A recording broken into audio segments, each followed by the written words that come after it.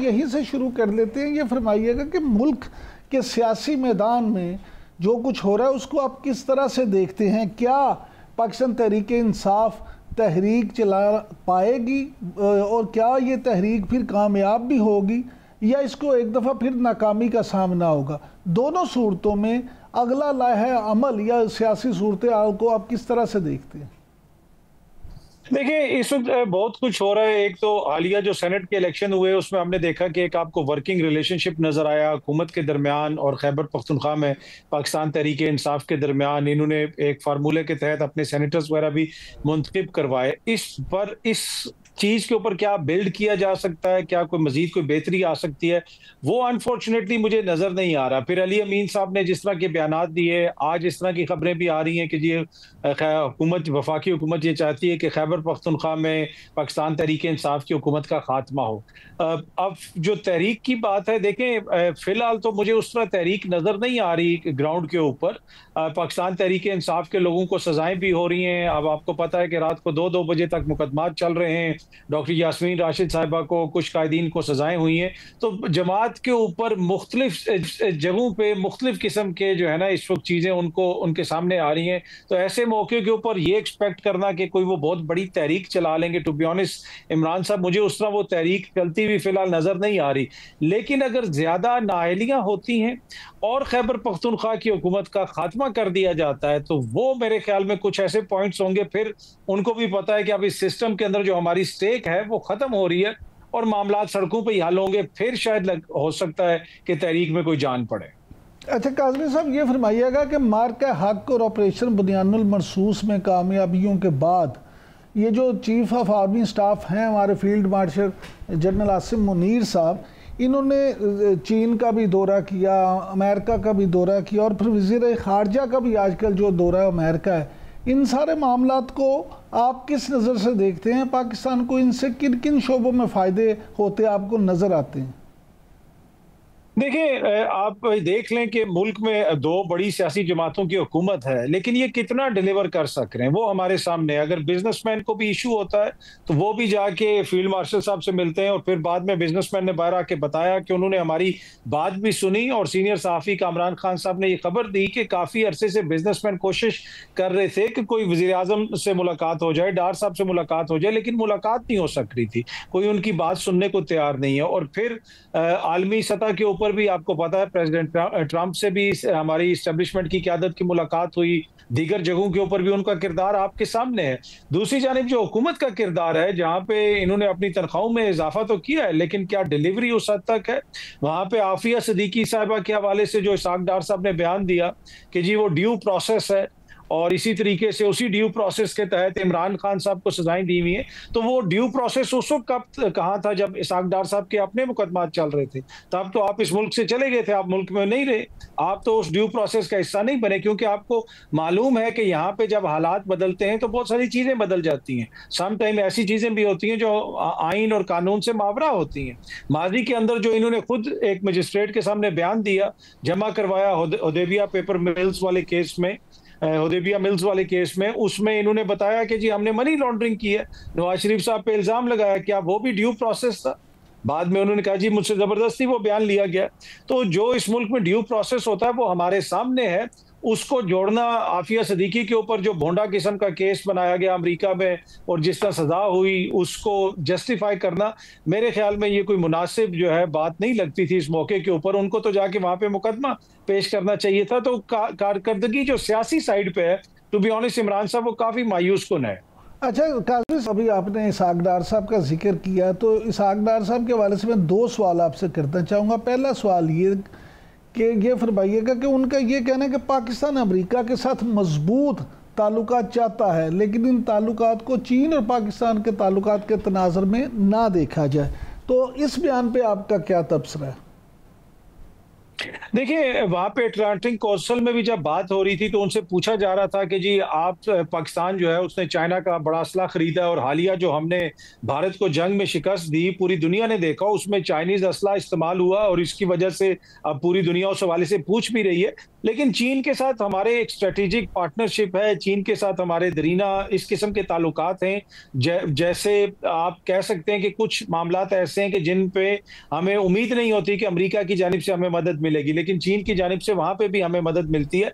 लेकिन at the same time America के साथ हमारे बड़े दरीना ताल्लुकात हैं, हमारे अशराफिया के ताल्लुकात हैं। पाकिस्तान की कितनी अशराफिया के बच्चे चीन पढ़ने जाते हैं, सबकी जायदादें, सबके बच्चे, सारे सबसे पहला दौरा ये अमेरिका का करते हैं। तो अमेरिका को हम इग्नोर नहीं कर सकते। दोनों के अपने अपने इंपॉर्टेंस है, दोनों को आपको उस तनाजुर में देखना पड़ेगा कि किससे हमारी रिलेशनशिप कैसी है।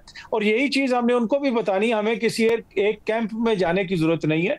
अमेरिका दुनिया की एक बड़ी सुपर पावर है, बल्कि सोल सुपर पावर है, उसके साथ भी हमारे ताल्लुकात बेहतर होने चाहिए। चीन हमारा हमसाया है, उसके साथ भी हमारे ताल्लुकात बेहतर होने चाहिए और अमेरिका को भी इसी तनाजुर में चीजों को देखना चाहिए। ये नहीं हो सकता कि हम किसी एक कैंप में जाके बैठ जाएं। और आई होप कि पाकिस्तान की जो हुकूमत है वो कन्विंस करेगी दोनों साइड्स को।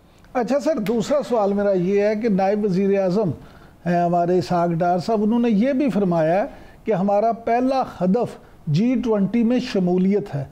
आप क्या समझते हैं कि पाकिस्तान G20 में शामिल होने में कामयाब हो जाएगा? देखिए, हमारी ख्वाहिश तो है, लेकिन जमीनी हकायक क्या है? आज ही किसानों के सरबराह जो हैं, किसान इत्तेहाद के सरबराह खालिद खोकर साहब, उन्होंने प्रेस कॉन्फ्रेंस की और इस 6 महीने के दौरान सिर्फ अगर आप ज़राअत को देखें तो तकरीबन 1.5 से 2 अरब डॉलर की जो हम एक्सपोर्ट्स करते थे उसमें कमी आई है। उसमें 40% आम की एक्सपोर्ट में कमी आई है, 11% चावल की एक्सपोर्ट में कमी आई है, 70% मकई की एक्सपोर्ट में कमी आई है और इसके अलावा गाजर, मूली, लहसुन, प्याज और भी बहुत सारी चीजें।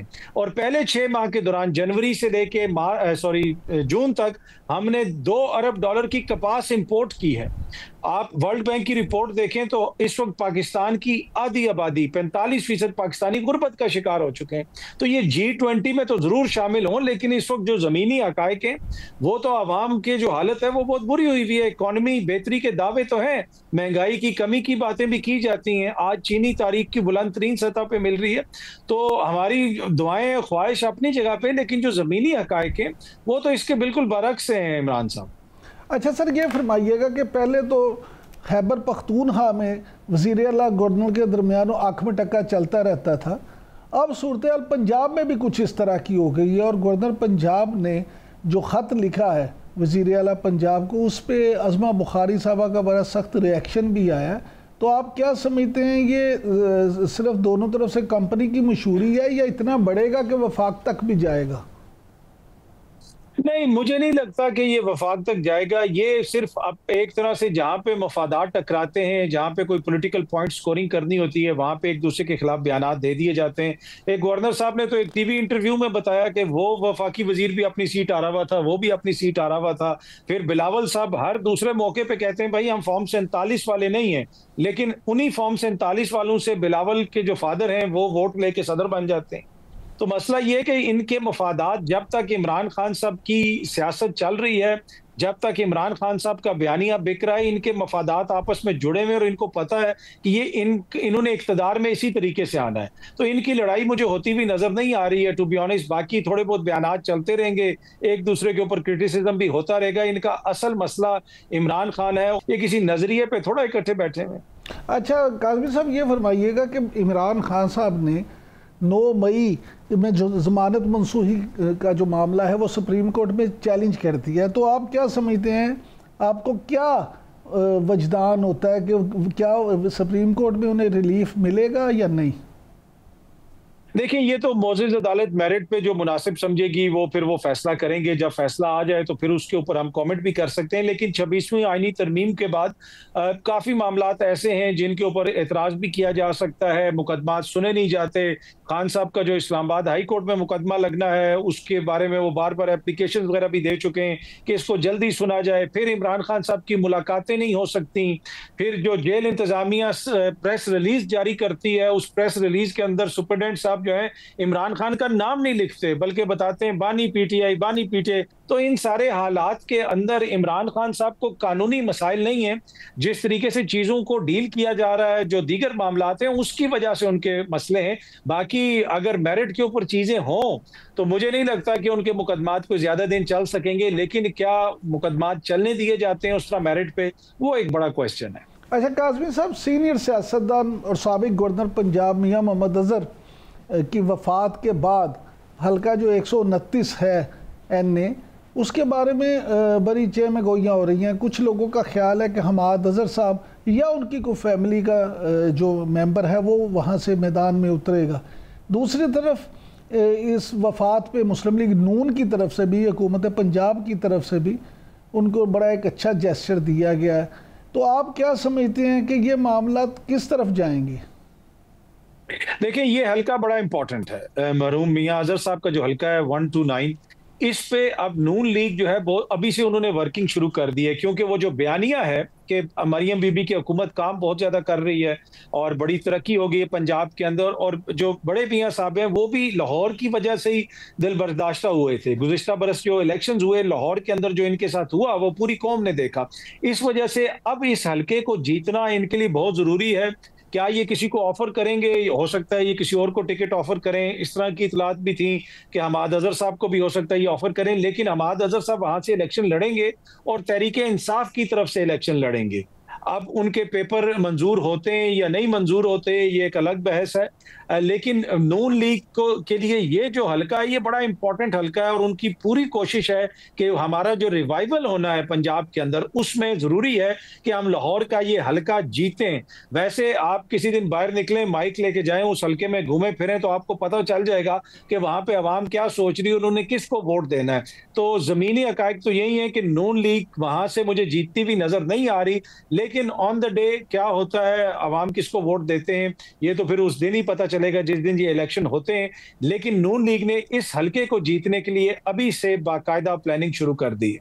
अच्छा काज़मी साहब, बस आखिरी सवाल जल्दी से ये बता दें कि गवर्नर खैबर पख्तूनख्वा फैसल करीम कुंडी ने दावा कर दिया कि सलमान और कासिम पाकिस्तान नहीं आएंगे। PTI वाले कहते हैं वो ज़रूर आएंगे और अपने वालिद से मिलेंगे। तो आपका क्या ख्याल है कि वो आएंगे या नहीं आएंगे?